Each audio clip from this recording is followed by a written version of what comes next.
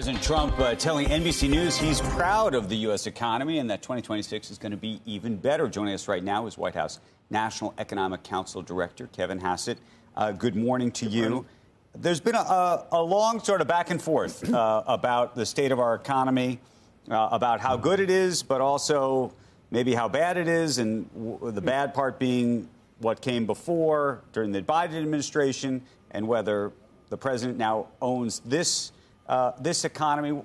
Does the president now officially own this economy? Right. I mean, yes, of course he does. The president is the leader of the free world, and he's the leader of this economy. The bottom line is that there are some things that moved in the last couple of years that haven't recovered. So, for example, there's a big truck going by all of a sudden. So, for example, there was 20-something% inflation, and we've got inflation way down. Incomes are up. Real incomes are growing, but we haven't filled the hole from the inflation. So is it Trump's economy or Biden's economy? Right. I think that at some point it's you need to just slow down and say, okay, so when we're talking about whose economy it is, that whose economies whose economy is the policy being driven right now? Who's going to manage the policy going forward? Who's going to give you the State of the Union in a few weeks that says, here's what's going to happen over the next few months and years? And for that, it's definitely Trump's economy. Kevin, one of the things that we haven't talked about since I don't think we've seen you since Kevin Warsh was Davos announced. is the last time we Right. So, but now, so now Kevin Warsh is going to have the job. Obviously, has to get through the confirmation process. But one of the arguments he's made quite publicly is actually that because of AI and the idea of productivity, that there's an opportunity to lower interest rates and that you can do that without increasing inflation. At the same time, there's now this new question about what's happening with employment in the country. And I'm curious how you think about squaring those two circles, if you will. Right. I mean, there's absolutely no question that we're in the biggest productivity boom that we've seen since the 90s, that the introduction of the internet and the introduction of artificial intelligence are very similar in the ways that they're affecting the data.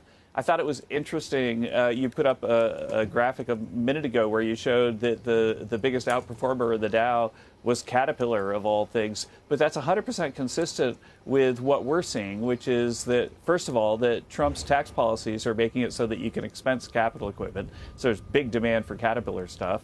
But then also AI is making it so that every company from Caterpillar on up is finding that it's more productive when it does stuff.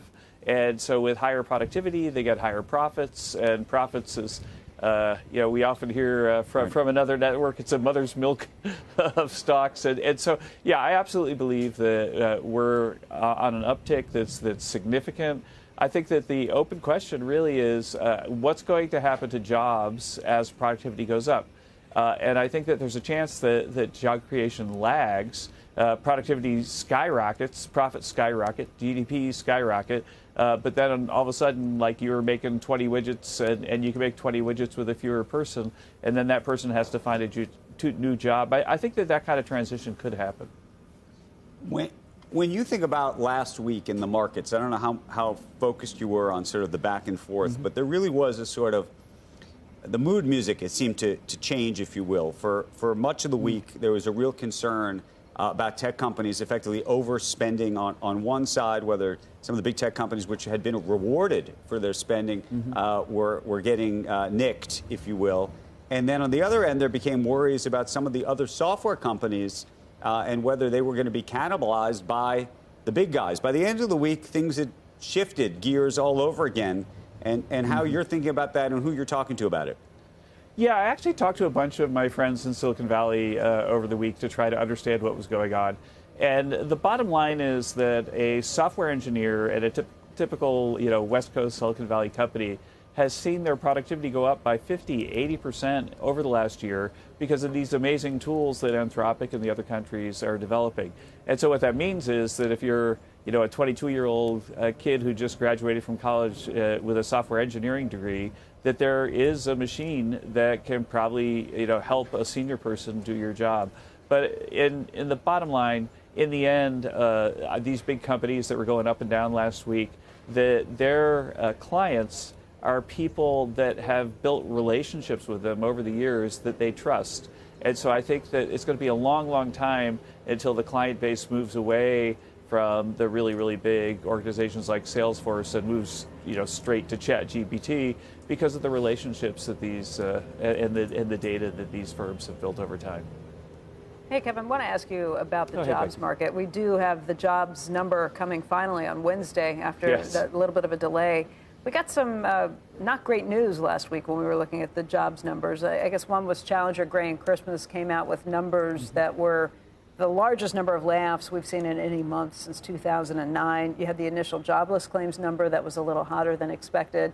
And then you also had the JOLTS jobs openings that dropped in December to 6.54 million. And I think the revised number for November had been like 6.93 million.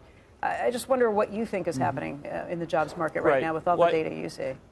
Well, I think that there are two forces that are sort of pushing down and then one force that's pushing up. The force that's pushing up is that GDP growth is through the roof. Even with a revised down GDP now, we're looking at 4% growth into the end of the year, 3% for the year as a whole, despite the fact that we had a really negative first quarter with Joe Biden.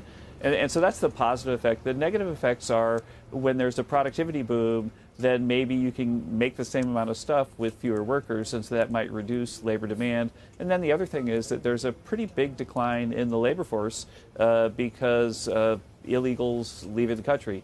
And so the break-even job number is quite a bit lower than it was under Joe Biden when there were people, basically coming across the border willy-nilly. And so I think that you should expect slightly smaller job numbers that are consistent with high GDP growth right now. And that one shouldn't panic if you see a sequence of numbers that are lower than you're used to, because again, population growth is going down and productivity growth is skyrocketing. It's an unusual set of circumstances. Kevin, how concerned are you about an additional government shutdown if we get that for things like TSA and what that could ultimately mean economically? Yeah, it really feels like the government shutdown game is behind us. I know that there's a few things to be worked out at the end, but yeah, I don't think I've talked to anybody on either side of the aisle that is interested in having another government shutdown. Oh, so actually, that's news to us. That's news to us, because we just had a congressman on and several others who still believe that there's a possibility of a government shutdown. Tell us why you think what you think. Well, there is a possibility, but people negotiate, right? And then they say, oh, for sure, I got to shut the thing down, and then they get like the museum for their grandma. That's the state that I think we're in right now. I don't think that's what's in the. Are you suggesting that on the key points the Democrats have brought up, where they would like to see body cams being worn by ICE agents, where they would like to make sure that they are getting judicial warrants that have been signed off instead of just administrative ones, where the Democrats are also asking that they not be allowed to wear face cover and have to show ID. Are they closer on those things? Because I don't know that museums for someone's grandma would necessarily break this Look, there are a lot of policy decisions that have to be made by congressmen and with the White House's guidance on how to best manage ICE.